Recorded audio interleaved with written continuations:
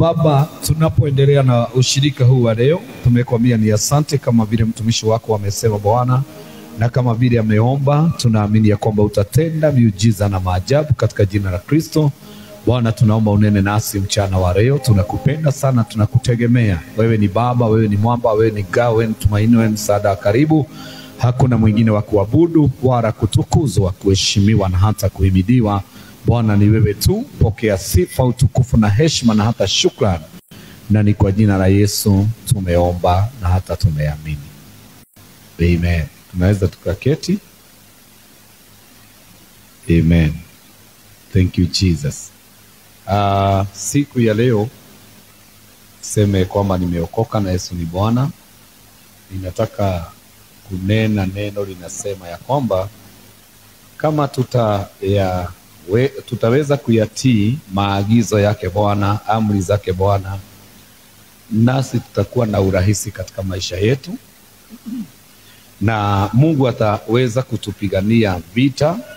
Na nilikuwa nataka tujifunze na mtu ambaye anaitwa Sauli, na huyu mtu Bible inasema ya kwamba Mungu tu aliona ni vyema wakati wana wa Israeli walikataa kuongozwa na Samueli, na Mungu akaona ni vizuri awapatie mfalme kama vile walivyokuwa wao wenyewe wameomba ya kwamba wapewe mfalme.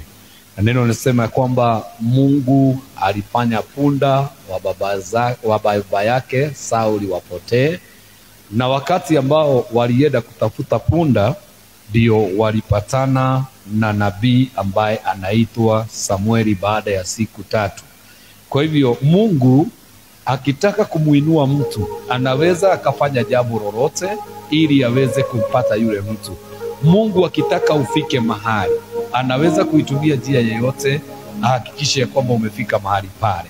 Kwa hivyo mpango wa punda kupotea haukuwa umetokana na shetani, ulikuwa umetokana na Mungu, kwa maana alikuwa na mpango mzuri na mtu ambaye anaitwa Sauli. Wakati mwingine katika maisha haya Mungu anaweza, ama kuna kitu kinaweza tendeka katika maisha yako, saa zingine uone kama ni shetani anafanya kazi, utafute Mungu katika hiyo hali na umkose Mungu, lakini mwishoe utakuja kujua ya kwamba ulikuwa ni mpango wa Mungu. But wakati ambao Mungu anafanya kazi hatujuagi ni mpango wake. Kuna muimbaji ambaye aliimba akasema ya kwamba nimenyete ukihinga murago no kihingura kuhinguraga ni wewe. Alafu akasema ya kwamba eti kuna wakati Mungu ninakuomba na wewe haujibu maombi, na hilo jambo linanikwasa sana, linanisumbua sana, lakini napata ya kwamba ni wewe ulikuwa kazini, kwa maana uliona ya kwamba ukijibu kwa wakati huo haitakuwa ya kwamba inafaa. Praise the name of the Lord. Kwa hivyo nasema ya kwamba siku ya leo ni vizuri tuweze kumuona Mungu katika maisha yetu, na tuweze kumuona Mungu katika hali tunazozipitia. Hata kama hali zingine zinaweza kuwa gumu sana, unaweza pata Mungu yuko mle ndani ya zile hali. Mungu yumo ndani ya zile hali. Naweza nikasema kuna wakati niliangalia maisha ya wazazi wangu. Wazazi wangu walikuwa wamependana sana, walituzaa wakiwa pamoja. Na ukiona mtu anazaa mtoto wa kwanza, wa pili na wa tatu na wa nne na wa tano na wa sita, hao watu lazima wawe wanapendana. Praise the name of the Lord. Watoto 6 na wamezaliwa na mtu mmoja, watu wawili pamoja, na wanaongea na wanasema tuongeze katoto, na wanaongeza. Bwana asifiwe. Lazima hao watu wawe wanapendana. Na tunajua kwamba mtoto hawezi akaja na mwezi mmoja, anakuja baada ya mwaka, kwa maana ni miezi 9 baada ya miezi 9. Bwana apewe sifa. Amen. Huyo mtoto ashughulikiwe, asipige kelele tafadhali, kwa sababu tuko katika Bwana apewe sifa. Nilikuwa nasema ya kwamba niliangalia nikaona ya kwamba wakati Mungu alitaka kufanya kitu katika maisha yetu sisi kama watoto, Mungu aliingia kwa nyumba ya mama na baba yangu, akaleta mfurugano, na wazazi wangu wakaachana, wazazi wangu wakategana, na kukawa mpaka na divorce kwa watu ambao wamependana, wamezaa mpaka watoto 6 pamoja, kukawa na divorce. Na divorce yao ikawa ya kwamba imeingililiwa mpaka na familia, ya kwamba hata kama mama angetaka kurudi kwa baba, ndugu zake walikuwa wamekataa kabisa. Walimwambia hapana, huko hautarudi, Mwathani agocwo. Na wakamwambia kile ambacho uikosa huko kwa bwana yako sisi tutakupatia. Kwa hivyo wakaweka mipaka. Lakini ile mipaka walioiweka, baada ya miaka mingi nilikuja kuangalia divorce ya mama na baba, nikamkosa shetani, nikamuona Mungu ndani yake. Praise the name of the Lord.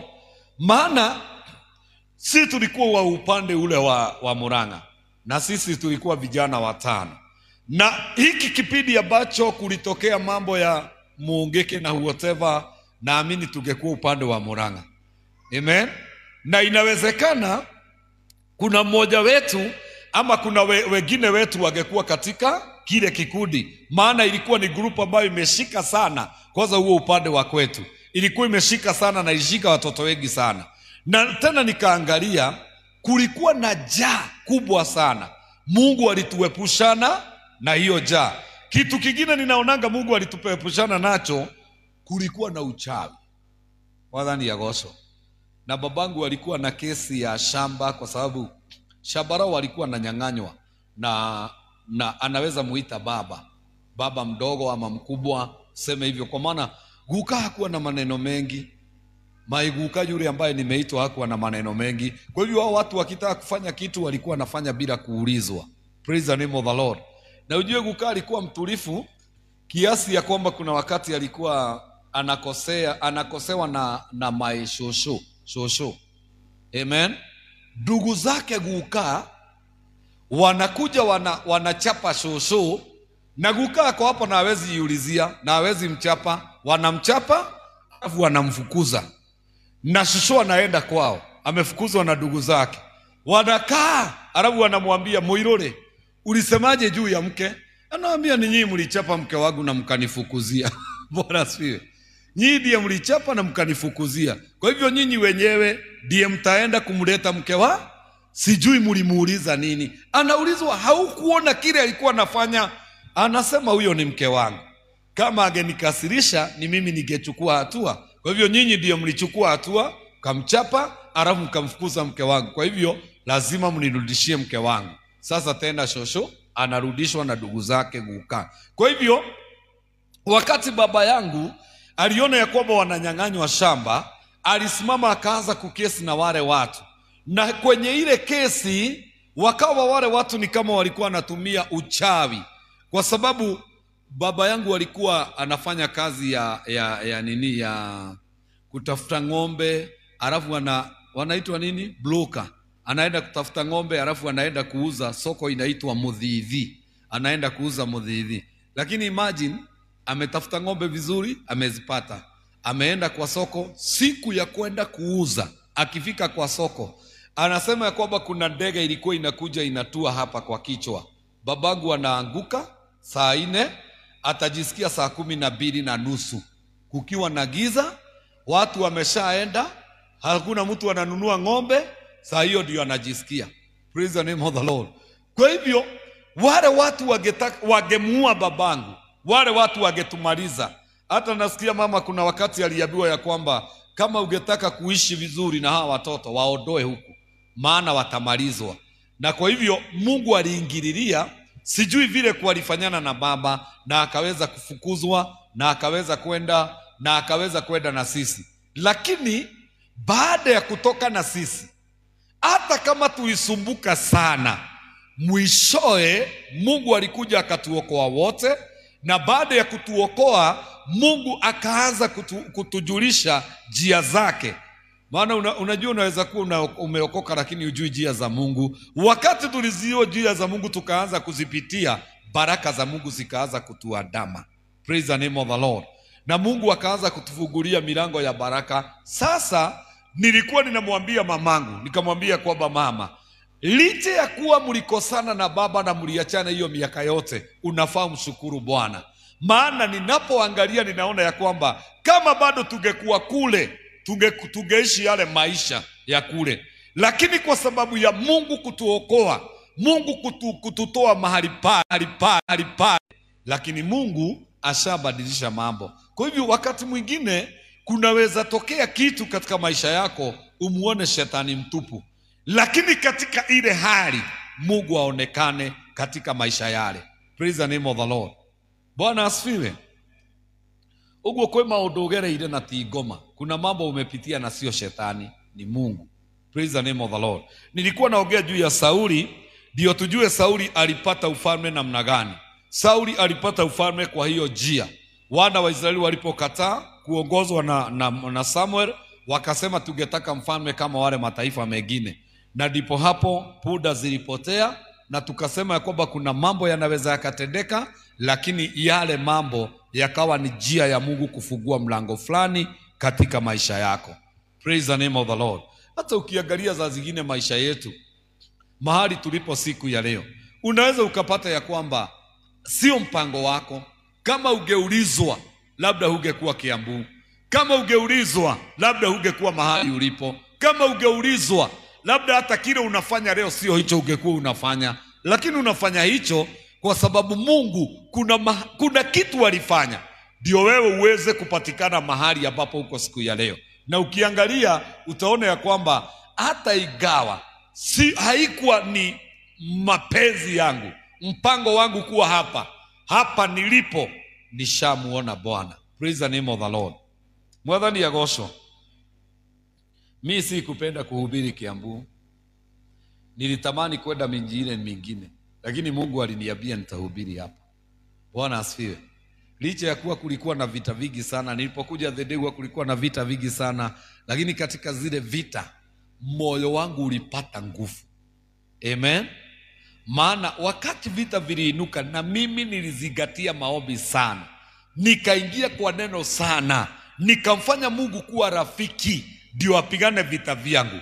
Na kwa sababu ya lile jambo nikamleta Mungu karibu na mimi. Mungu alipokuja karibu na mimi, leo hii naweza nikacelebrate na nikasema ya kwamba surely najua Mungu anaweza akapigana vita. Mwathani agocwo. Sasa Sauli, Bible inasema kuna wakati walikuwa wanapigana na Wafilisti, na Wafilisti wakajikusanya ni 13 katika kitabu cha Samueli wa kwanza 13.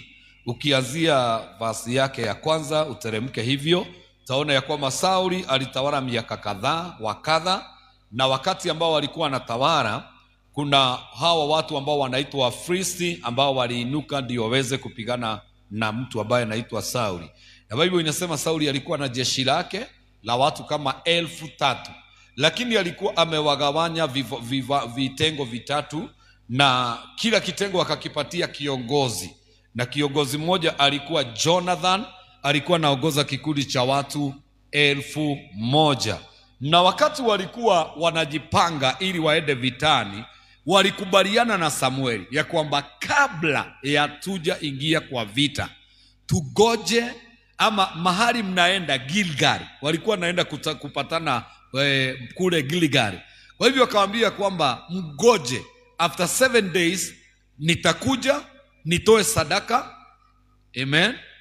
Nitoe sadaka mbele za Bwana, ndio sasa tupambane na hawa Wafilisti. Maana zamani na hata sasa sijui, wana wa Israel, Bible inasema ya kwamba, ama inatuonyesha kama kungetokea vita, hawangeenda vitani kabla hawajauliza Mungu, hii vita ni ipigane, hawa watu ni wavuate. Bwana apewe sifa. Walikuwa nauliza Mungu kana kwamba ni vyema wapigane vita, ili wasiweze kuingia kwa vita ambayo Mungu hawatuma wakapigane. Maana walikuwa wanataka mkono wa Mungu uwe juu yao ili ukaweze kuwapatia ushindi. Kwa hivyo lazima wangeuliza Mungu ya kwamba twende ama tusiende. Jambo lingine, ili waweze kuuliza Mungu, lazima wangetoa kitu kinaitwa sacrifice. Praise the name of the Lord. Hawangeanza vita, hawangeingia vitani kabla hawajatoa sadaka mbele za Bwana, kabla hawajatoa dhabihu, niite dhabihu mbele za Bwana. Sasa siku hii ikawa Samuel ndiye alikuwa anawatolea dhabihu, lakini Bible inasema ya kwamba Samueli alichelewa kufika na ndiye alikuwa kuhani. Mwathani ya rogoco. Samueli akachelewa kufika na ndiye alikuwa na ndiye alikuwa kuhani. Ukisoma kuanzia verse number 8, tunaweza tukaangalia kuanzia verse number 8. Kwa kugine nishazungumza. Akagoja kwa siku 7 muda uliowekwa na Samueli, lakini Sauli hakuja Gilgali, nao watu wa Sauli wakaanza kutawanyika. Basi akasema, nileteeni hapa sadaka ya kuteketezwa na sadaka za amani. Naye Sauli akatoa sadaka ya kuteketezwa. Mara alipomaliza kutoa hiyo sadaka, Samueli akatokea, naye Sauli akaondoka kwenda kumlaki. Praise the name of the Lord. Mwathani arogocwo. Mimi ni ombi langu siku ya leo. Hapa kuna kitu ambacho ninataka tuone na tujifunze nacho, juu ya kitu kinaitwa kusubiri na kugojea. Sijui kana kwamba unajua, wakati wowote unasikia umechoka na kitu chochote, wakati wowote unasikia faith yako ni kama imeisha, huo wakati, amen, unaweza ukawa umemgoja Bwana atoke Kibera. Na Mungu ametoka Kibera, amekuja amefika Muthaiga, amekuja amefika the Degwa stage. Wakati tu amefika Bristol, Bwana atukuzwe, sasa tunasema uko hapa. Wakati tu amefika kwa ile kona, ndio my friend unasikia umechoka. Kwa hivyo wakati wowote utajisikia ya kwamba uko tired na jambo lolote, jua ya kwamba unakuwa mchovu, unasikia umevujika moyo, umeinama moyo, maana Mungu yuko karibu sana. Mwathani arogocwo. Riria rotho waigua wanoga na waigua ta wakinya mwisho waku, ukoragwo kimenya Ngai hakuhi muno nawe, na Ngai ndi gwika undu uria urabatara muturire-ini waku. Mwathani arogocwo. Oguo ri, huo ni wakati wa kujichunga sana, huo ni wakati wa kujilinda sana. Wakati wote unasikia kama uko karibu ku give up, ni wakati wa kujichunga sana, maana huo wakati ndio Mungu huanga karibu sana na wewe, na ndio maana shetani anajuaga ya kwamba Mungu yuko hapa. Sasa anakuja kukuambia maneno, kukutia maneno, ndio uweze kuvujika moyo, ukose nguvu za kumgojea Bwana, ndio Mungu apite na baraka yako. Amen. Hebu salimia mwenzako na umwambie, pokea nguvu mpya uweze kumgojea Bwana. Mwathani arogocwo. Na wakati unasikia umechoka, chunga sana, kwa maana huo ndio wakati mtu huanga unayafanya mambo kinyume na mapenzi ya Bwana. Huo ndio muda ambao dhambi inakaa karibu na wewe sana. Mwathani arogocwo. Si zamani nimekwambia kwamba tulikuwa tunaishi Murang'a. Murang'a hakukuwa na magari mengi wakati huo. Kulikuwa na gari kama 2-3 hivi, na zilikuwa zinaenda na masaa. Sasa mama angetuambia kwamba kitabu nijiandae, nataka mwende kwa stage, gari ikija msimamishi, ndio na mimi niwe nimetokea, na sisi tunaenda. Unakaa kwa stage, unaona hii gari haitakuja. Na unajua kwetu ni kwa tumiteremuko, kwetu Murang'a ni kwa tumiteremuko. Wakati tu umeteremuka, praise the name of the Lord, wakati tu umeteremuka, sasa tuseme umetoka kwa barabara, umefika mahali kama hapa, ndio ufike kwanyu, ndio unasikia gari imesema honi. Bwana asifiwe.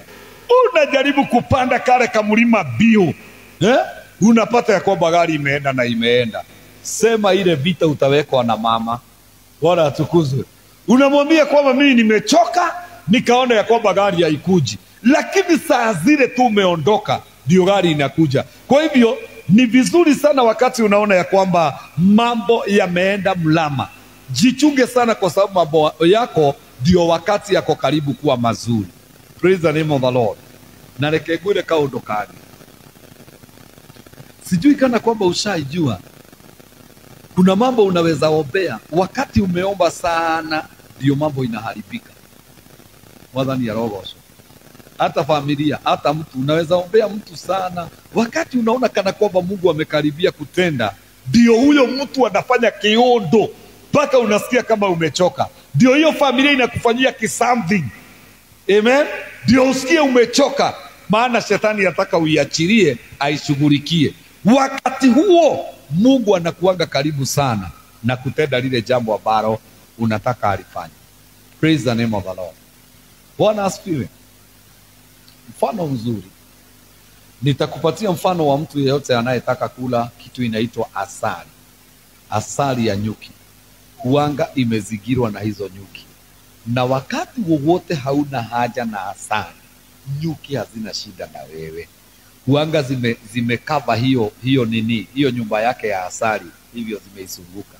Lakini wakati utaenda kurusha mkono, nyuki zinatokea, zinaanza kusunguka huko. Kama kuna mang'ombe, kama kuna kitu yote iko area, zinaenda zikiduga hizo vitu, zinaenda zikiduga, yani zinajigorokia. Praise the name of the Lord.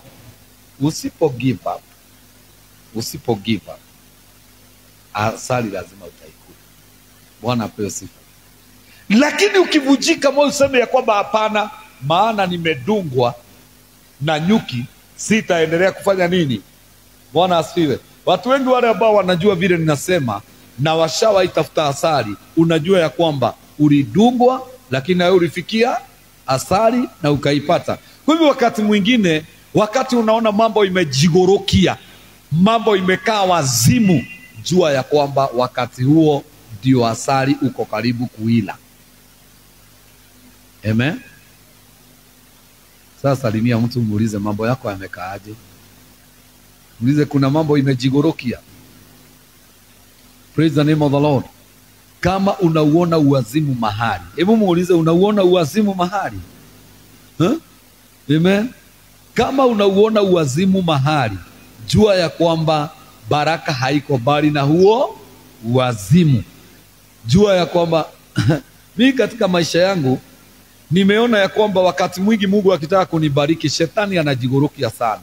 Kuna tokea mambo yananisonga, lakini wakati huo najuanga ya kwamba ukiona maupepo makubwa, alafu usikie mbinguni kuna huku juu kunafanya popo, unajuaga ni nini iko karibu? Ni mvua. Na wewe wakati wote utasikia marurume juu ya maisha yako, usikie gurumo na radi. Amen. Alafu uone kiupepo, jua ya kwamba kuna wingu linataka kuachilia mvua ini wa rai. Praise the name of the Lord. Bible inasema ya kwamba Sauli alichoka kumgojea Samueli, na akasema ya kwamba nitaingia kwenye ofisi ya Samueli, nijifanye Samueli na nitoe dhabihu. Na akaenda akatoa dhabihu. Wakati ambao Samueli alikuja, kamuuliza kwa nini umefanya nini? Hebu twende hiyo nyingine. Amen. Twende hiyo verse nyingine. Samueli akamuuliza, umefanya nini? Sauli akajibu, nilipoona kwamba watu wanatawanyika na kwamba hukuja wakati uliopangwa, na kwamba Wafilisti walikuwa wakikusanyika huko Mikmashi. Praise the name of the Lord. Wakati niliona ya kwamba hukuja wakati ulikuwa umepangwa ama umewekwa. Praise the name of the Lord. Mahinda maingĩ Ngai nĩ agagũkarĩra ũreciria. No kaga. Mwathani arogocwo. Unaweza ukagoja Mungu 6 na Mungu akakosa kuja 6, lakini by saa 3, saa 4, saa 5 Mungu ataingia tu. Praise the name of the Lord. For that my sister, my brother, kile naweza nikakwambia, hata ukichoka, saa zingine hata unaweza gojea mgeni. Na ungoje alikuwa amekwambia atakuja jioni, uchoke mpaka ulale. Sijui kana kwamba ushaigojea mgeni mpaka ukalala, lakini after kulala unasikia mlango unabii. Bwana asifiwe. Mwadhani ya gosho. Wewe kuna mgeni ashaikuja kwani ukiwa umelala? Amen. Tanyonia mgeni wetereire kama ushaigoja mtu arabu akachelewa lakini bado alikuja, hebu nionyeshe. Hatuna watu wengi lakini mimi ni mmoja. Nishagoja mtu akachelewa lakini alikuja. Za zingine mlikuwa mmeahidiana hata si usiku ni mchana. Mlikuwa mmeahidiana atakuja saa 5 lakini unapata ya kwamba huyo mtu anakuja saa 8. Bwana asifiwe. Kuna wakati tulikuwa tumegoja our bishop Pius Moiro kule chini akuje na alikuwa amesema atakuja saa 6. Wapendwa, alikuwa anaingia saa 9 ya mchana. Bwana asifiwe. Na hiyo saa 9 ya mchana kuna mama tulikuwa tunashiriki naye, hakuwa ananiweka, alikuwa ananiambia kama hakubarikiwa, alikuwa ananiambia omothe muiruri gutiuma thuru. Breakthrough alikuwa anaita through, alikuwa anasema leo omothe muiruri gutiuma thuru, omothe kumekauka, hakukuwa na thuru. Bwana asifiwe. Sasa huyo mama alinipata kwa ofisi akaniambia kwamba Bishop hata watolile muiruri egoka twarikanire nĩ aroka ũmũthĩ. Aliniambia kwamba fungua watu waende nyumbani, wacha kudanganya watu hakuna mwili anakuja. Praise the name of the Lord. Bwana asifiwe. Lakini wakati mama alikuwa ananivunja moyo akiniambia hivyo, tukasikia honi zinalia kwa gate, Muiro ashaingia na kikundi chake. Bwana apewe sifa. Yule mama aliogopa, akatoka kwa ofisi akaenda na yeye akawa mmoja wa washirika, lakini after church alikuja kwenye ofisi akaniambia, na ni kweli ni kuchelewa, alikuwa amechelewa. Nilikuwa ninaona kama unatudanganya. Yaani wewe ni bishop wake lakini hakuoni vizuri. Hakuoni vizuri. Praise the name of the Lord. Uguo ni undu uringienda gukwira ni ati ona rĩrĩa ũraigua tonogete muno, wĩkĩrage hinya hanini, unajitia nguvu kidogo, unasema ya kwamba my God nitakungojea. Kwa nini nilikuwa ninataja usingizi? Ni ya kwamba hata kama umechoka, relax mbele za Bwana. Praise the name of the Lord. There is time mtu wa Mungu unaweza pitia mambo mpaka maombi ipotee. Maombi usikie hutaki kuomba, hutaki kwenda ushirika, hutaki kusoma Bible, lakini hata wakati huo relax tu kwa Bwana. Amen. Relax tu kwa Bwana. Hata kama maombi imepotea, relax kwa Bwana. Umeomba maombi mengi sana na yako kwenye store, yatakushughulikia hiyo time ambayo unasikia ya kwamba umekosa maombi. Lakini usitoke kwenye njia za Bwana, relax. Tulia kwa Bwana, lala kwa Mungu. Bwana asifiwe. Lilia kwenye hicho kitanda chako, lilia kwa hiyo nyumba yako, ukimwambia Bwana ya kwamba Mungu ninajua tu licha ya hali zote utakuja. Mimi kuna kipindi ninipitia, na mimi ni pastor, niko na watu ambao wanafaa kuombewa, nami nafaa kujiombea, lakini kuna kipindi ninipitia katika maisha. Jambo lile nilikuwa ninafanya tu kwa Mungu. Nilikuwa naamuka asubuhi, ninaangalia juu, ninamuuliza, wewe uliona kou? Bado uko na uko? Praise the name of the Lord.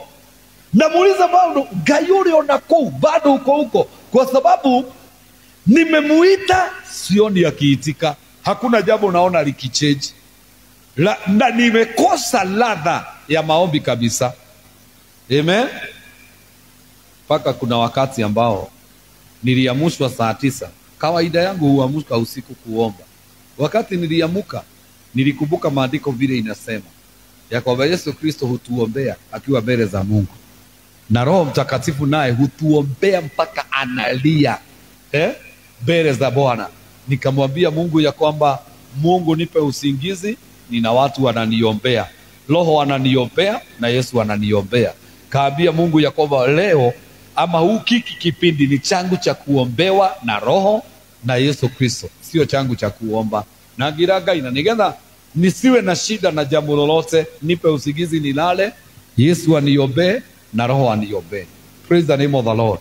Kuna wakati kama huo katika maisha yako. Kwa hivyo hata wakati unasikia umegive up, wakati unasikia kwamba moyo wako huwezi omba, wakati unasikia huwezi enda ushirika, wakati unasikia, maana hicho kipindi kiko kama umeokoka. Bwana atukuzwe. Na kipindi uwanga kiko mpaka unasikia kama huwezi enda service. On Sunday unasikia ni kama utashida kwa kitanda, na umeokoka na Yesu ni Bwana. Yaani unasikia una radha, hauna radha. Mwadhani ya gosho. Salimia mwenzako, mwambie hiyo ni malaria ya kiroho. Na umuulize, ni ule warwara, ushaigojeka malaria ya kiroho? Unasikia una appetite ya chochote. Hata ukienda kanisa watu wakiambiwa haleluya, usemi hata amen. Unashindwa amen, watu wanasemaga amen kwa nini? Kwa sababu wewe uko na malaria. Mtu akiwa na malaria hakuna kitu anasikiaga kikiwa kizuri, na hata ukimpatia chakula anatapika. Kwa hivyo wakati huo ni wakati mbaya sana Maana unaweza kuta ya kwamba mtu ameokoka lakini anaongea vibaya, anatapika maneno. Praise the name of the Lord. Ndiye kana wewe ule watahekirwo ni muhonoki. Sijui kama ushaitapikiwa na mtu ambaye ameokoka. Yaani anaongea mambo unaona ya kwamba huyu ana malaria. Ametapika. Bwana atukuzwe. Na watu wanatapika. Hata leo labda kuna mtu anatapika hapa. Maana siwezi ongea haya maneno. Ama kuna mtu ambaye alikuwa anatapika wiki hiyo ingine. Bwana asifiwe. Hebu salimia mwenzako tena. Muulize, ni wewe unatapika ama? Bwana asifiwe. Amen. Hata unaweza sikia mtu akisema ya kwamba kihonoko. Huo okovu. Hata nimeishi kwa Mungu miaka mingi. Nimetumikia Mungu sana. Katari gutahika kari kwenda. Hata hii kazi nitafanya naona kama ni ya bure. Ni kutapika si kupenda. Na watu washatapika mbele za Bwana kwa sababu ya limonia na malaria. Bwana asifiwe. Watu wa limonia ni baridi wanasikia. Si ni kweli? Anasikia baridi ya kiroho. Naona ya kwamba huyo mtu mpaka anatetemeshwa na kila kitu kwa sababu yeye ako na limonia ya kiroho. Lakini malaria ndio baya sana. Na ukipatana na mwokovu ambaye amegojeka malaria, anataka blanketi. Tulikuwa tunaambiwa kwamba ukiwa na malaria alafu ufunikwe na mablanketi mengi, utoe jasho, hiyo jasho ilikuwa inatoa nini? Malaria. Nyinyi mlipata dawa ya malaria ni jasho? Amen. Nyinyi si wa zamani kama mimi. Mimi nilipata hiyo time. Mama yetu alikuwa akigojeka malaria, anatuambia tumfunike na blanketi mpaka zetu. Tunatoa zetu zote na zao tunamfunika. Karibu mulalie uko juu hiyo joto iingie. Na yeye akilana hapo, anatoka hapo akiwa ameloa jasho. Na alikuwa anasema ya kwamba ukiona hiyo jasho, malaria Praise the name of the Lord. Kwa hivyo mtu ambaye ako na malaria hata hataki sana kuhubiriwa, anataka kudance, anataka praise, anataka kusifu. Huyo mtu kama anaweza sifu vizuri, hiyo shida inaweza ikaenda. Malaria ya kiroho. Kama hujawahi gojeka malaria ya kiroho, Bwana asifiwe. Si ni vizuri usalimie mwenzako muulize, ushaigojeka malaria ya kiroho ama bado uko kwa safari? Bwana asifiwe. Kuna watu hapa tayari washagojeka, tukufu mrudie Bwana. Mwadhani ya gosho. Amen. Hamjawahi ona, waja nitumie mtu kama nani, kama Kiaria. Hamjawahi kiona Kiaria na anafaa kuwa hapa, anakaa huko nyuma. Hamjawahi ona sade kama hiyo? Mshaiona? Tare malaria. Hiyo inakuaga ni malaria. Unasikia kwamba mpaka sehemu ambayo ulikuwa unakaa, kile ulikuwa unafanya, utaki kufanya, unataka kujikarisha. Amen. Mtu akiwa na malaria mpaka unasikiaga kukaa mahali peke yako, kuota tu kajua. Nasikia tu kukaa peke yako, utaki mambo ya watu, inaitwa malaria ya kiroho. Hata simu unaweza pigia mtu aiangalie tu na akose kuchukua. Alafu baadaye anakuambia hakuiona. Na ni malaria. Aliiona. Praise the name of the Lord. Watu washagojeka malaria. Na nikiongea hivyo sasa, umekumbuka hata wewe wakati ulikuwa mgonjwa? Umeona wakati ulikuwa mgonjwa?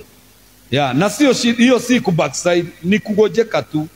Na mtu anakaa siku chache ama wiki chache, alafu unapata huyo mtu amepona. Na mnajua mtu akigojeka hakuagi na sura nzuri. Kwa hivyo unaona ameharibia kila mtu sura, na si kupenda, ni malaria. Bwana atukuzwe. Praise the name of the Lord.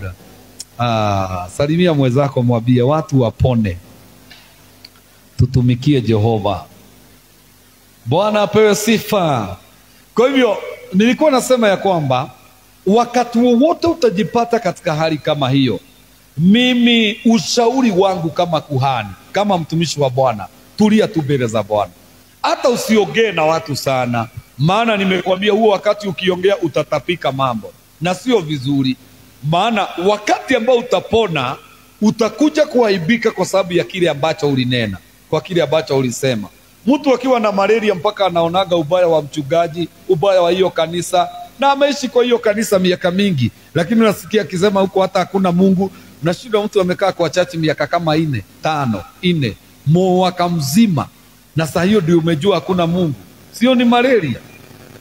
Sio ni malaria. Bwana atukuzwe. Wacha tuendelee.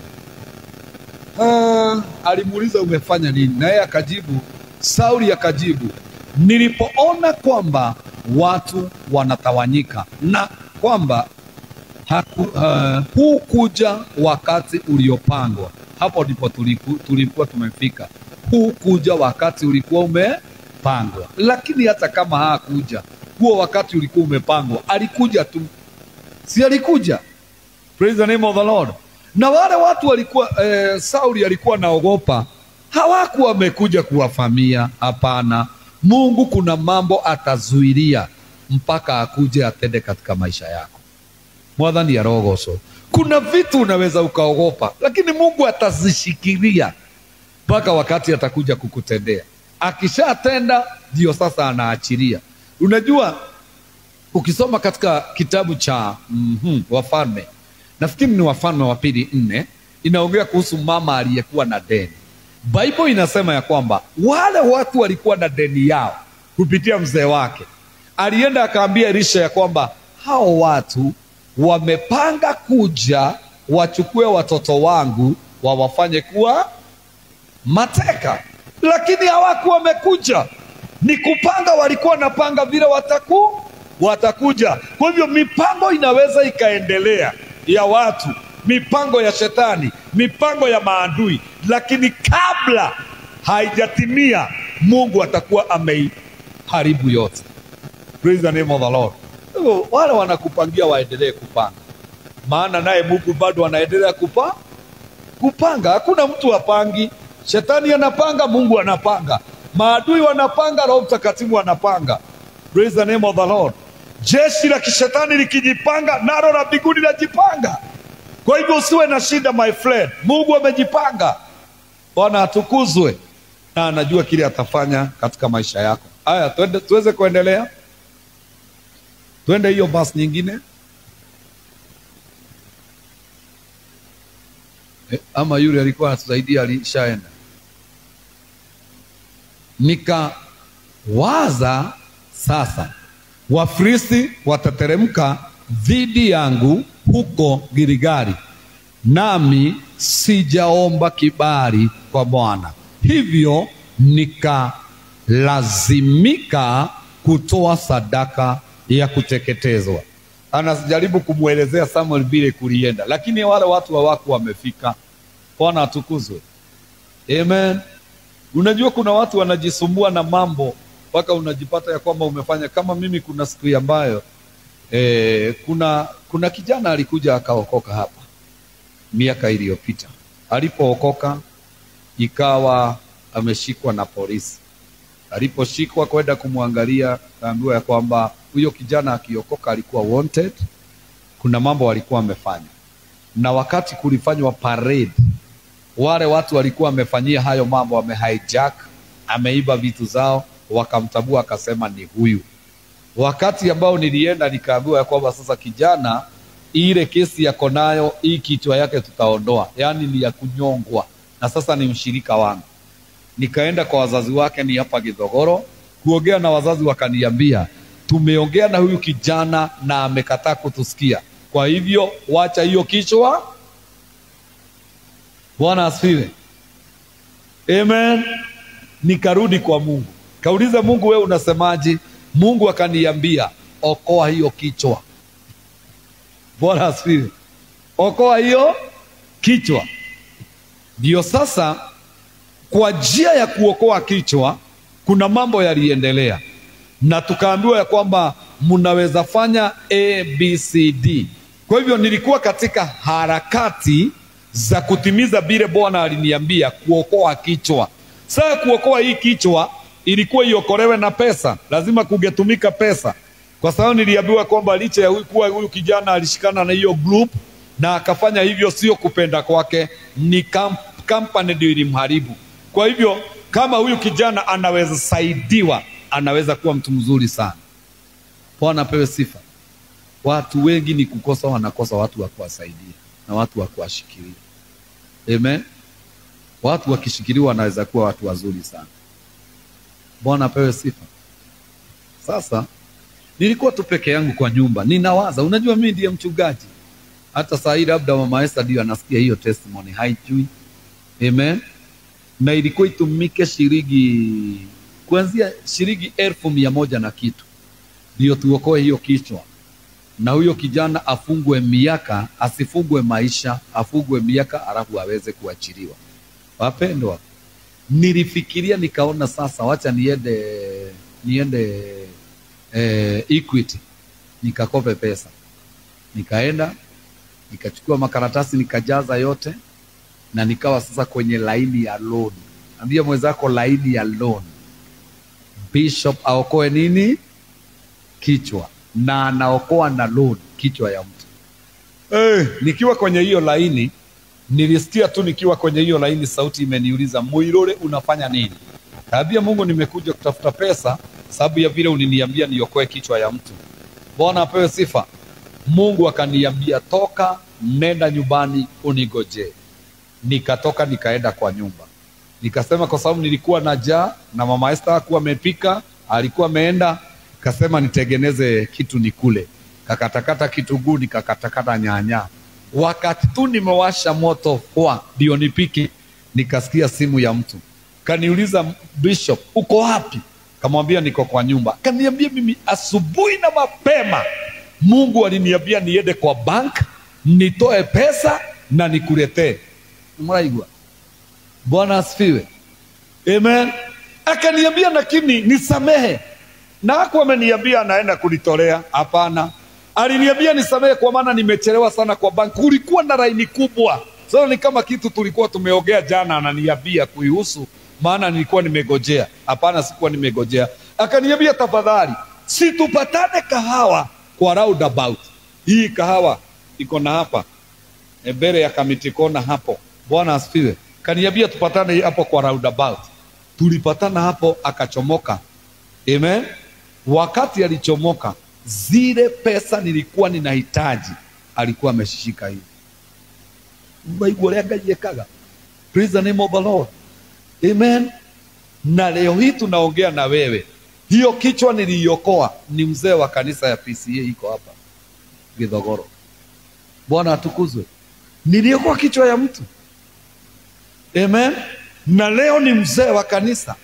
Leo ni mtu ambaye anahudumu, hata wanafanya kazi na mmoja wa washirika wa hapa. Mahali huyo mzee anafanya kazi. Amen. Kuna mshirika wetu ambaye anafanya hapo, wanafanya na yeye. Mtu ambaye niliokoa kichwa chake.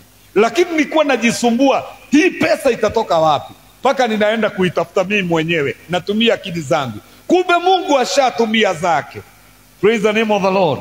Hebu inua mkono wako, sema Jehova, maisha yangu yote tumia akili zako, tumia nguvu zako, tumia uweza wako. Sema Bwana Yesu, nisiingie kwa madeni, nisiingie kwa huzuni. Tumia nguvu zako, tumia uweza wako. Sema Jehova, kabla hawajafika naomba ukafika, kwa jina la Yesu. Yesu, makofi mazuri. Bwana asifiwe. Kwa hivyo nitakwambia nini? Aweza chelewa, Mungu aweza kuonekana kama amechelewa, lakini kile ninajua tu ni ya kwamba atafika. Amen. Na kile alikuahidi atatenda, lazima atakitenda. Sasa Sauli ameona ya kwamba Samuel amechelewa, ameenda kutoa dhabihu. Wakati alifanya hivyo kwa sababu ya kutogojea, kwa sababu ya kuona Mungu kama sio mwaminifu, kwa sababu ya kuona kana kwamba bishop ama pasta wake sio mwaminifu, na yale maneno alinena ni kama ni ya kweli. Acha tuendelee tuone. Samuel akasema, umetenda kwa upumbavu, huku yashika maagizo ya Bwana Mungu wako aliyokupa. Kama ungelitii, angeudumisha ufalme wako juu ya Israeli kwa wakati wote. Hebu tuende hapo mbele. Lakini sasa ufalme wako hautadumu. Bwana ametafuta mtu ampendezaye. Tarora yule agayekaga. Mwadhani ya rogoso. Huyu anaambiwa ya kwamba wewe kwa sababu umekosa kutii, Wewe kwa sababu umefanya jambo la kiupumbavu, kutoka leo Mungu amekukataa. Na nimekwambia Mungu waga amejipanga. Baada ya kumkataa namwambia nini? Lakini sasa ufalme wako hautadumu. Bwana amemtafuta mtu ampendezaye. Usiwahi ligia Mungu kwa sababu ya chochote unachokifanya. Mungu ana watu wengi sana, anaweza akawatumia. Mwadhani ya roho. Usalimie mwenzako, muulize unafanyaga nini kwa Mungu? Mwambie hiyo chance iheshimu sana na usiwahi linga. Amen. Siongea na mtu, hebu msalimie na umwambie na uache hiyo malaria. Mungu anaweza chukua mwingine, uachwe na malaria yako hapo. Bwana apewe sifa. Mungu wetu huanga amejipanga. Sio Mungu ambaye anafanya kitu tu hivi. Akimkataa huyu, anamtafuta huyu. Kwa hivyo kazi ya Mungu haiwezi ikakwama. Mambo ya Mungu hayawezi yakakwama. My friend, wakati ambao unaona kuna kitu Mungu amekupatia kufanya, jua ya kwamba ni opportunity. Sio watu Mungu amekosa. Ako na watu wengi sana wanaweza fanya hata zaidi ya vile unavyofanya. Usiringe na chochote ambacho uko nacho. Na usiringe na gift yoyote ambayo Mungu amekupatia. Sauli alikuwa amepatiwa ufalme na Mungu. Arabu akaenda akaanza kufanya mambo kwa sababu yeye anaona ya kwamba ameinuka sana. Yeye ni mfalme. Lakini angalia vile Mungu amefanya, amemnyang'anya ule ufalme. Usikubali kunyang'anywa alichokupatia Mungu. Mwadhani ya gosho. Tumukumia Yesu Kristo. Bwana asifiwe. Wewe jerere Mungu. Tukae gutunywo kiria wina kio. Na Ngai acomore mundu ungi. Ekage best gugukira. Mwathani arogocwo. Na no muonage, no konaga wira ucio ma no urathie na mbere. Kanitha ucio ma no urathie na mbere. Injiri ma no irahunjio. Muturire ucio ma no urathie na mbere. Haleluya.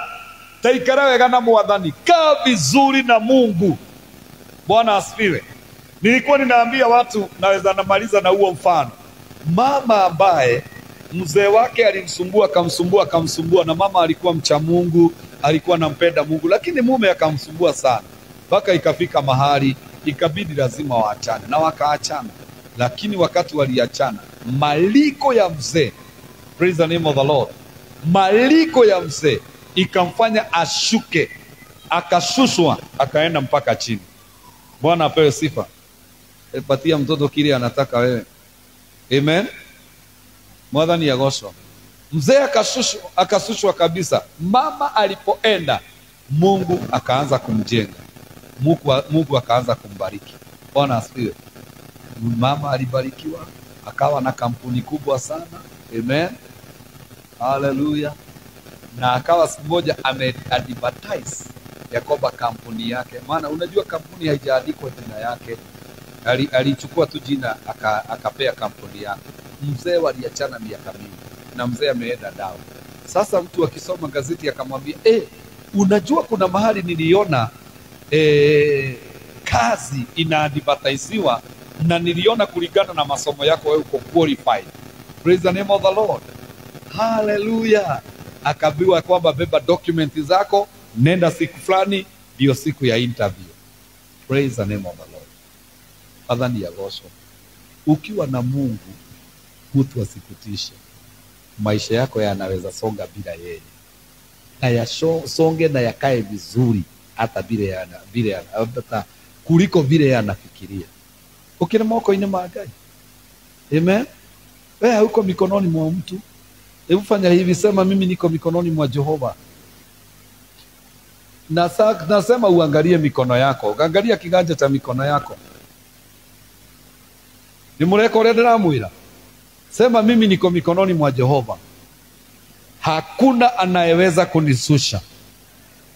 Mikono ya Jehova itaniinua. Sema tena, niko mikononi mwa Jehova. Hakuna atakayeweza kunisusha. Mikono ya Jehova itaniinua. Pe Yesu makofi mazuri. Sasa namaliza na hii. Wakati mzee alienda na ka briefcase kake, na aliwa next. wakati aligonga mlango. Sasa wakati wake umefika wa kuingia. Alipata yule mke aliyesumbua miaka mingi, yule mke aliyemwambia wewe ni bure, wewe unakaa kama mama yako, yule mke aliyemwambia kwamba wewe ni takataka bure. Praise the name of the Lord. Yeye ndiye amekalia kiti na ndiye anafanyisha interview. Oh my God. Sema, Jehova nisaidie niishi na wewe vizuri. Tukutane na wao nikiwa nimeinuliwa na nikiwa nimebarikiwa. Praise the name of the Lord. Wakati ambao aliingia kuona ni yule mke wake, alizirahi, alianguka hapo hapo. Mama alimwangalia tu, kagojea ajisikie. Wakati alijisikia, kamwambia, there is God in heaven, ni mimi na wewe siwezi kukupatia kazi. Toka na briefcase zako na uende kabisa. Na saa hiyo anaita soldier. Amen. Hallelujah. Nauliza, God mko wapi? Toeni huyu mtu kabisa. Na nisiwahi muona hapa mzee anasukumwa mbio mbio akipelekwa nje. Amen. Yani mahali aliachiliwa, nafikiri alikuwa anageuka anaangalia hiyo kampuni gate hivi, anatingiza kichwa. Praise the name of the Lord. Bwana apewe sifa. Kaa vizuri na Mungu, maana ukikaa vizuri na Mungu hakuna atakaye kuzusha. Amen. Na mtu ambaye ako na Mungu unakuaga kama tennis. Unaona ile mpira ya tennis, mtu akifikiria anakugogesha chini, utaruka juu atakumuliko. Praise the name of the Lord. Mwenye anafikiria kwamba anakufinya, wewe unakaa kama mattress, aondoe tu mkono wake, unarudi tu mahali ulikuwa. Amen. Mattress ukienda kuifinya, hata ukiilalia inasema wewe lala tu, lakini wakati utaamuka, nitarudi kwa shepu yangu. Praise the name of the Lord. Natangaza hakuna mtu atakususha ukikaa vizuri na Mungu. Bwana apewe sifa. Na wale watakao jaribu wataona vile Mungu atakavyofanya katika maisha yako. Bwana asifiwe. Sasa nilikuwa nasema ya kwamba Mungu alimwambia, na hapa ninaomba muangalie sana. Muangalie sana. Na haswa hata wale ambao tumepewa gift. Kama mimi, kama mtu kama Georgia kinakialia pale, muangalie sana hapa. Mtu yeyote ambaye ako na gift, any gift ambayo umepewa na Mungu, usiwailinga. Mungu ana watu wengine na anaweza akatumia hata zaidi yako. Alimwambia Sauli, akamwambia kwamba Mungu amejitafutia mtu mwingine ampendezaye moyo wake na amemchagua awe kiongozi wa watu wake, kwa sababu hukuyatii maagizo ya Bwana. Hukuyatii maagizo ya Bwana. Hiyo ndio imekufanya Bwana akutupe nje na atafute mtu mwingine amweke kwenye hiyo position. Hicho kiti umekalia, chuga sana, maana kinaweza kaliwa na mtu mwingine. Tuko pamoja? Niulizie mwenzako, ni unaniita? Unashika vizuri? Amen. Hiyo kiti kinaweza kaliwa na mwingine. Na example nzuri, nipeane example nzuri. Masharia tulikuwa tunamjua kweli? Siku na wale walikuwa nashughulika na hii kazi. Leo hii wako wapi? Kazi ilikuwa mama inasonga. Usalimie mwenzako, mwambie ni favor umepewa. Bila hiyo kazi inaweza endelea. Bwana asifiwe. Ni favor. Amen. Ni favor. Hata mimi ni favor nimepewa. Bila mimi holiness inaweza ikainuliwa na iende kabisa. Bwana asifiwe. Ni favor nimepewa. Kwa hivyo nikiwa hapa, hata nikiwa bishop, ninyenyekee na niyafanye mapenzi ya Bwana, maana hii ni favor nimepewa. Nikikaa vibaya na Mungu, Mungu anaweza akaniondoa na asimamishe mtu mwingine, na holiness hata inuke kuliko vile mimi niko nayo. Mahali imefika iende kabisa. Mwadhani ya gosho. Halo. Kuna bishop wa hapa Nairobi ambaye alikuwa naona yeye tu ndiye anaweza ongoza kanisa, na hakuwa anapeana hata service. Yeye ndiye Sunday every time uhubiriwe ni yeye alikuwa anahubiri, lakini Mungu alitaka kumuonyesha ana watu wengine wanaweza sukuma kazi yake. Huyo bishop aligojeka, akapelekwa hospitali, alienda mpaka ICU. Amen. Na akakaa huko siku kadhaa, akakaa huko wiki, akakaa huko mwezi. Bwana asifiwe.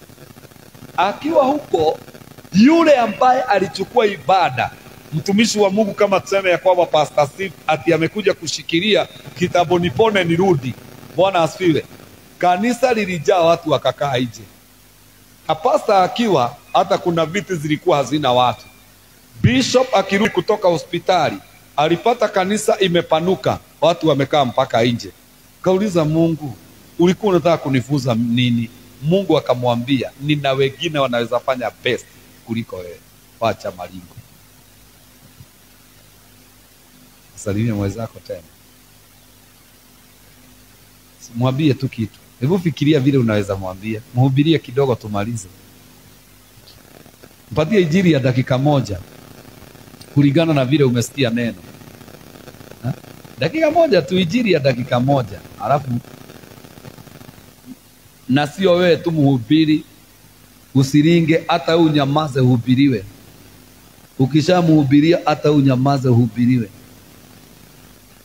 Na nitakuuliza vile amekuambia na vile umemwambia. Injili ya 1 minute. Watu waache malingo. Kwa maana Mungu ana watu wengi sana. Wanaweza wakafanya hiyo kazi unafanya. Wanaweza wakaifanya na uifanye best kuliko vile unavyoifanya. Kwa hivyo tumwamini Mungu na tumtegemee, na tunapoona ya kwamba Mungu ametuinua, tuzidi kunyenyekea, maana Mungu ana watu wengi sana na anaweza akawareplace na sisi. Bwana asifiwe. Amen. Kuna mwaka Mungu alisema atafanya replacement na alizifanya. Alizifanya sana.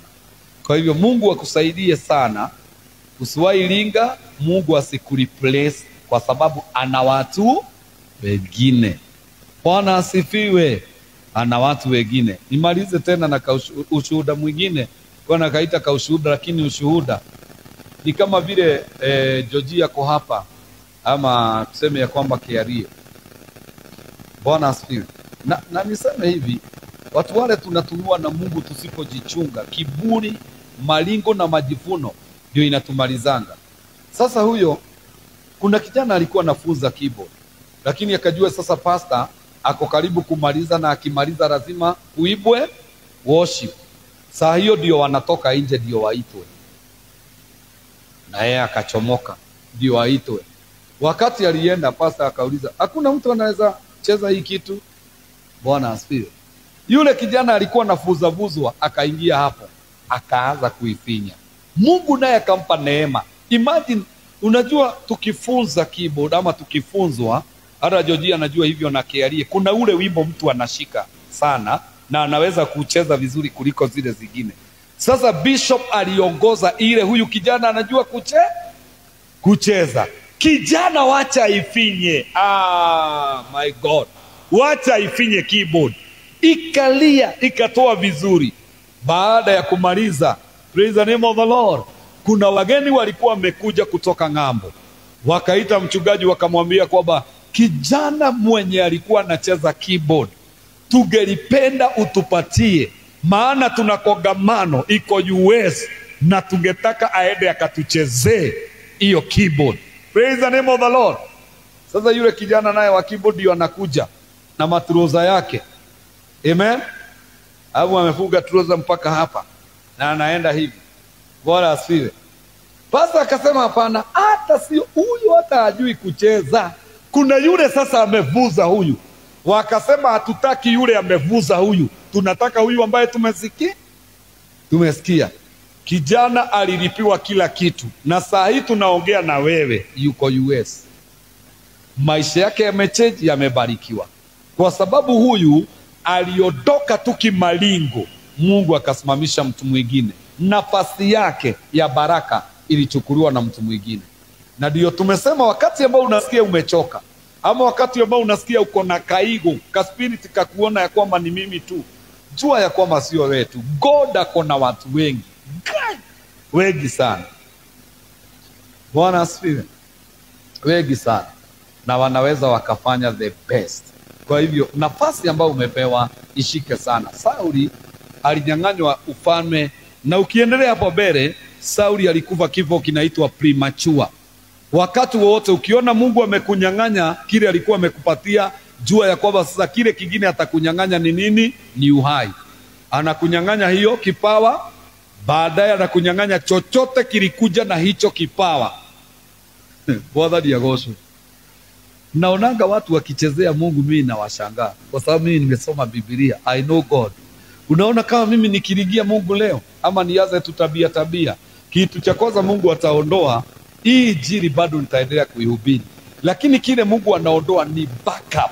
Unajua maneno haya ninayoongea yanatiwa uhai na Roho wa Bwana ili yanapoingia kwenu yafanye kazi kwa sababu yako hai. Bwana atukuzwe. Lakini Mungu akishaniondokea, nitayaongea maneno mazuri, lakini hayako uhai, yameshakufa. Ni kama vile unaona siku ya leo tuko na maua mbili hapa. Hii maua ni smart sana, na hii ukiangalia green yake ni smart kuliko hata hii ingine, lakini hii imekufa. Hii si maua ambayo iko hai, lakini ukiangalia iko mrembo sana. Kuna watu wako na injili kama hii, lakini imekufa. Watu ambao wanaimba nyimbo nzuri sana, lakini zimekufa. Hazina backup. Hazina backup ya Roho wa Bwana. Hazina backup ya nguvu za Bwana. Kwa hivyo hazifanyi kazi. Lakini wanaimba vizuri sana. Hata ukisikiza huo wimbo unasikia, huo wimbo uko sawa. But huo wimbo hauko hai. Hauwezi kufanya kazi. Praise the name of the Lord. Kwa hiyo Mungu akishaondoa backup ya neno lake, kile kingine anafuata. Kusema ya kwamba Muiruri, hiyo kiatu nilikuwa nimekupatia kwa sababu ulikuwa unanihubiri. Kiatu yangu naitaka.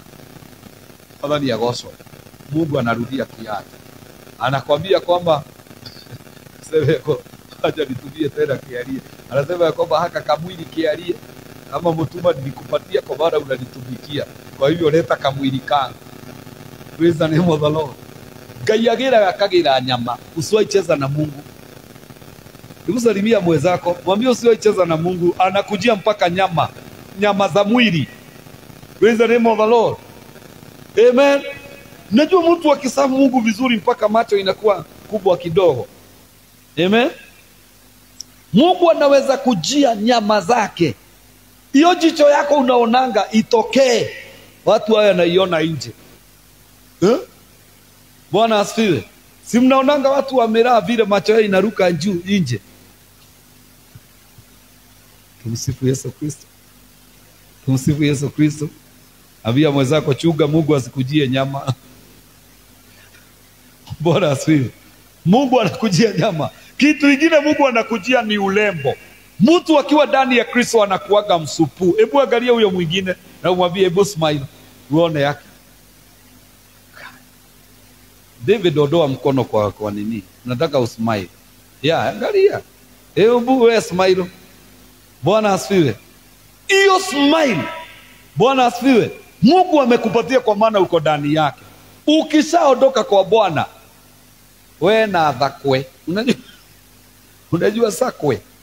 Mtu anakaaga kama sakwe mtu. Ukicheka watu wanaona kama unalia. Mpaka wanakuambia pole na nikucheka unacheka. Praise the name of the Lord. Hallelujah. Kaa vizuri na Mungu. Anaondoa ulembo. Anaondoa uhadisamu. Wote unaenda. Arabu anakuambia kwamba na kuna nguo nilikuwa nimekupatia kwa sababu ulikuwa unanitumikia. Anakujia manguo zako. Amen. Kila wakati ulikuwa unapata sabuni unaoga, anakujia mpaka sabuni.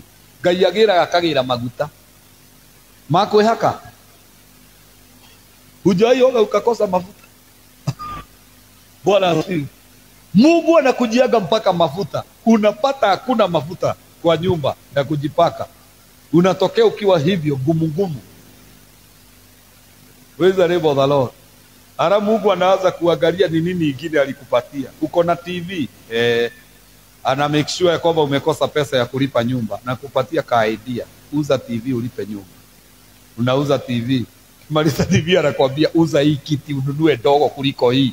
Hii iko na pesa mingi utalipa nyumba na ununue kiti.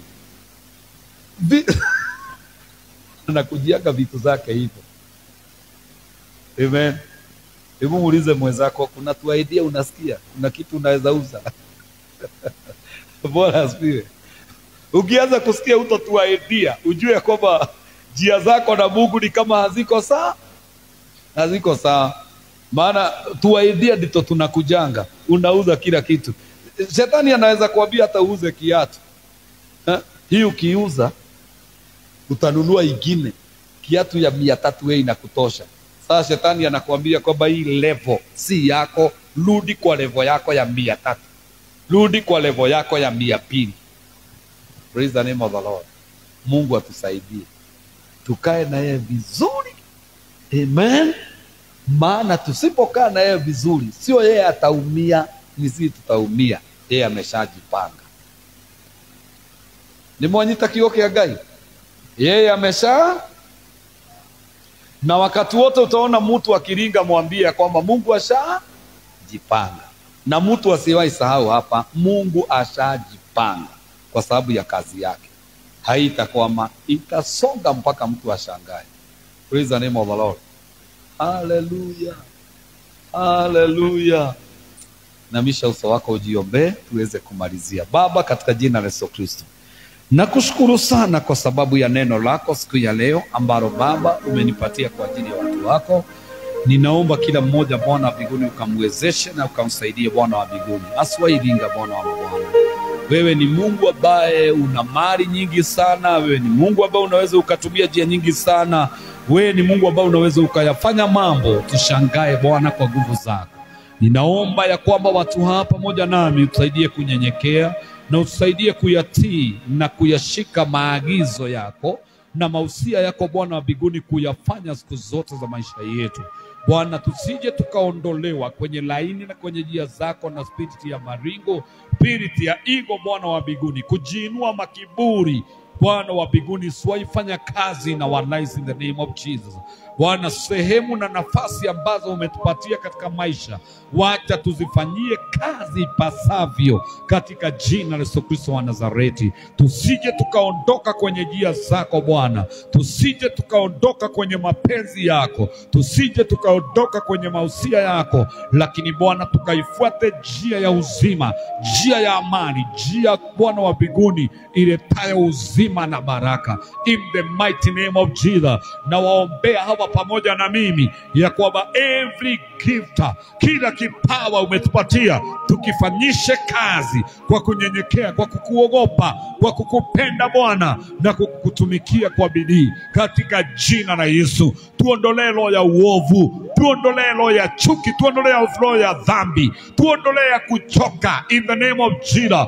Roho ya malaria tuondolee, roho ya rimoni ya kiroho tuondolee katika jina la Yesu Kristo. Saidia ndugu yangu, dada yangu, saidia huyu Bwana ili akaweze Bwana wa mbinguni Mungu kudumisha kile ulichompatia. Kuna watu wengi umenyang'anya mali, kuna watu wengi umenyang'anya vipawa, kuna watu wengi umenyang'anya anointing, kuna watu wengi umenyang'anya favor, kuna watu wengi umenyang'anya backup. My God, my Redeemer, it is my prayer today ya kwamba usiwahi tuacha na usiwahi tupungukia, usiwahi kubali your anointing ikosekane juu ya maisha yetu Bwana. Naweza nikafanya nini bila upako? Naweza nikafanya nini bila backup yako? Naweza nikafanya nini bila nguvu zako? Oh my God, it is my prayer that you may help me, my Father Lord, to dwell in your presence all the days of my life, and to worship and to adore you, Lord,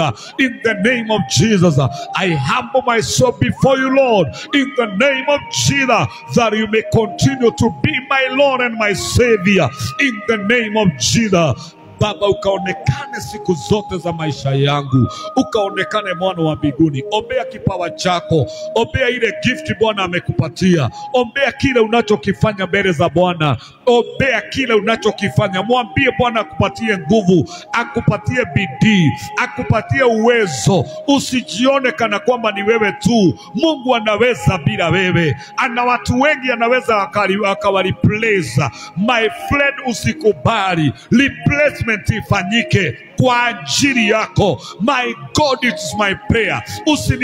Replace my God. I want to serve my God. I want to serve you, Lord, my God. Give me original power, original anointing, oh God, original revelation in the mighty name of Jesus. Laisha painariranda liotekie brihenazia yantonokos dogi bebeina mlahabifai mlahabifea mlahasukuniana yantana mili vepeilo izizies bidifiala jesio klapania ekriperia klinazuziana agestivene shilbin katai lupi ezebie livania adrikanto rovina madanda luitanas gadahilia ajusha jibalalabaya ipalanamini ezekeya ijinia plahadinia luipasios kodobea endonopila vivia julibakatana daina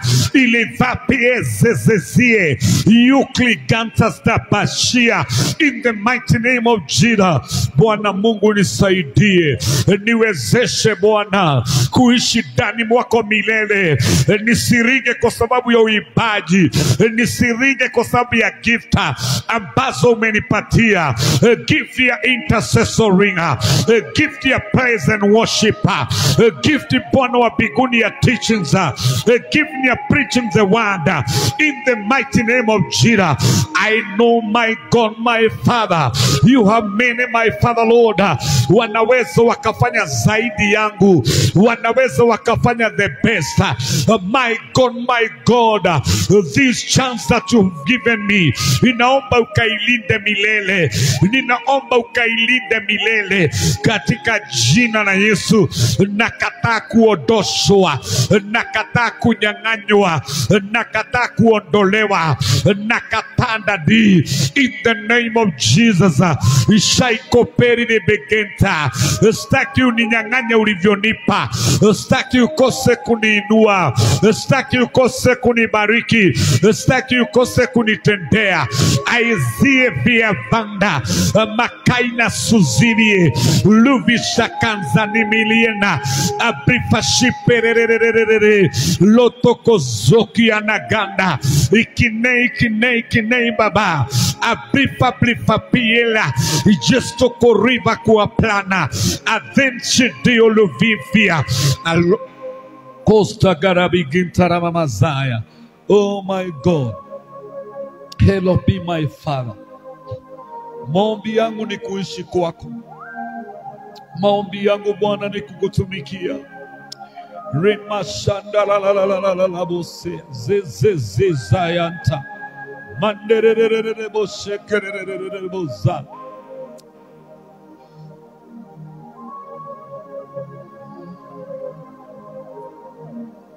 Shike mkono Bwana, usiniache mfamo Bwana. Ubadilishe my life Jehovah God. Naomba kuishi ndani mwako na kuyafanya yale mapenzi yako siku zote za maisha yangu.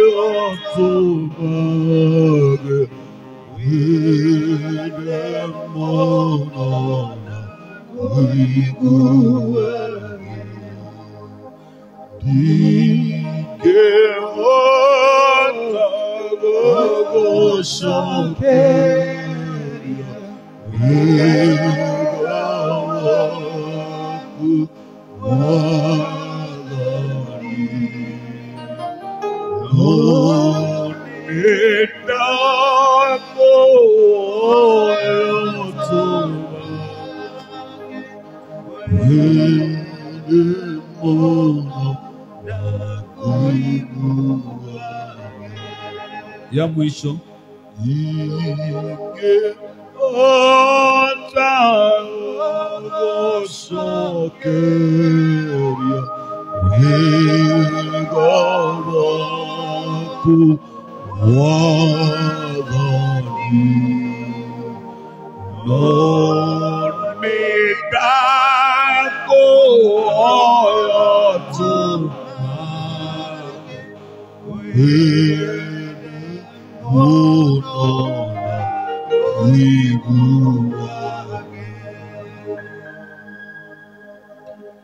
Baba, ni asante kwa sababu ya nafasi uliotupatia katika nyumba yako. Ni asante kwa sababu ya nafasi uliotupatia katika familia na katika kazi yako na katika mwili wa Kristo. Naomba kuanzia sasa utusamehe dhambi na makosa, na utuwezeshe na utusaidie kuyafanya yalo mapenzi yako all the days of our lives. Usiwahi tuondolea backup, usiwahi tuondolea uwepo wako na nguvu za Roho wako Mtakatifu. Baba, tumekataa ego spirit, roho ya kiburi, roho ya kujiona, roho ya kulinga, tumeikataa. Nafasi ambazo umetupatia, naomba tusaidie kufanyisha kazi ama kufanyia kazi katika zile eneo kwa uaminifu, kwa unyenyekevu na kwa upendo na kwa utakatifu. Baba, ni asante kwa maana una wengi na unaweza kufanya replacement juu ya maisha yetu. Hatutaki ukafanya replacement. Baba, usitafute wengine, tupo kwa ajili yako. Tusamehe dhambi na makosa na utusaidie na utuwezeshe kutoka leo.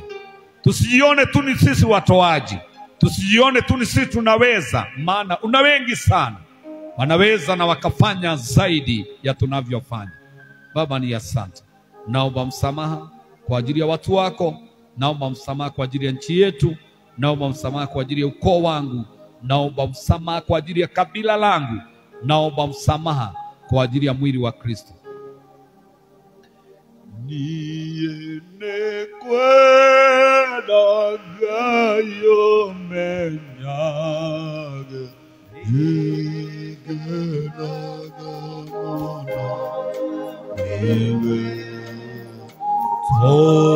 Todone oje kagawe na ukanyera ikosiore Iriosia kwa ilia deana na imare Ona kuosia kweu siogeno uveana Vemodenya ona utuko Niuvenyagi viravega Maido makune mapara Uri oderina oreduma Ike atagogo soterio Vega kumwa Kani Noni dako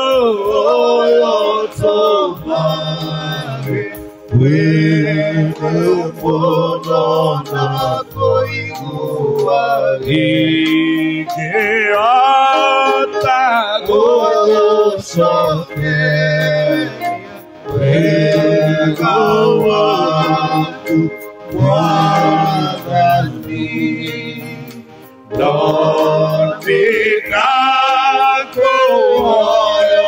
koyotuma ikwede muno na koiwa ikiata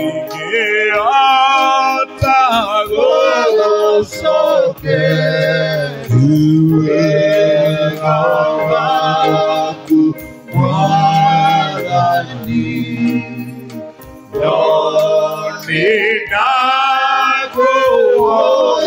koyotuma ikwede muno na koiwa